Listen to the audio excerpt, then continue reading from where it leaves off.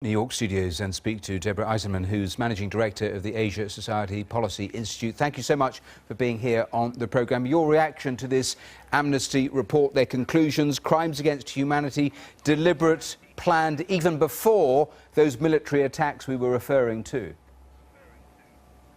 Thanks for having me, Matthew. The report is really gripping, and I think it will be interesting to see if this is actually taken as real evidence of crimes that were committed and how it's taken by the Myanmar authorities as well. When Amnesty says top military officials should be tried for crimes against humanity, do you think that's rather in hope than reality? Because they, of course, don't recognise the ICC, do they? You're correct. I think it is in hope rather than reality. The report recommends that the UN Security Council take this to the ICC. That likely won't happen. It would probably be vetoed by China. There is a call by an ICC prosecutor to get jurisdiction over this, and Myanmar has about a month to respond to that call. I'll come to how they're likely to respond in a moment or two, but it's interesting, your last answer and this report, because it coincides with the conclusions from the UN Special Rapporteur on Myanmar, who's called for a new accountability mechanism to investigate war crimes and crimes against humanity. Can you envisage what a new accountability mechanism could possibly be that would be effective?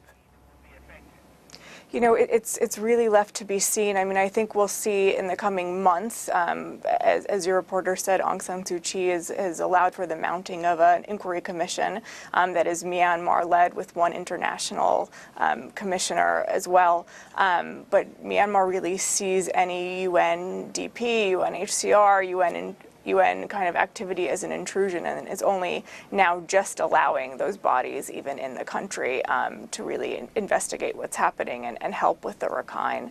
So it's really left to be seen if something like that can be mounted and done by the international community. Just in terms of the backdrop here in Myanmar, I mean, public opinion is hostile to the Rohingyas. Aung San Suu Kyi has been hugely criticised for not taking a more principled stance in this. Do you think there is any chance of any of those people who have fled to Bangladesh ever returning? And what about the 200,000 or so still there in Myanmar?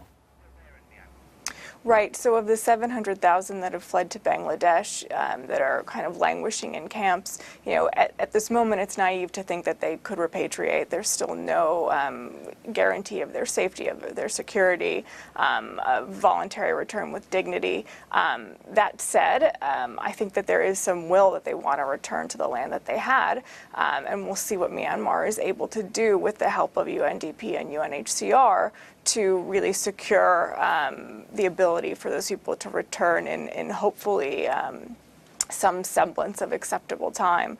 Of the 200,000 that are still in Myanmar, Myanmar really needs to create a process for these people to have freedom of movement, to have the rights that the national verification cards would allow them, as well as a path to citizenship.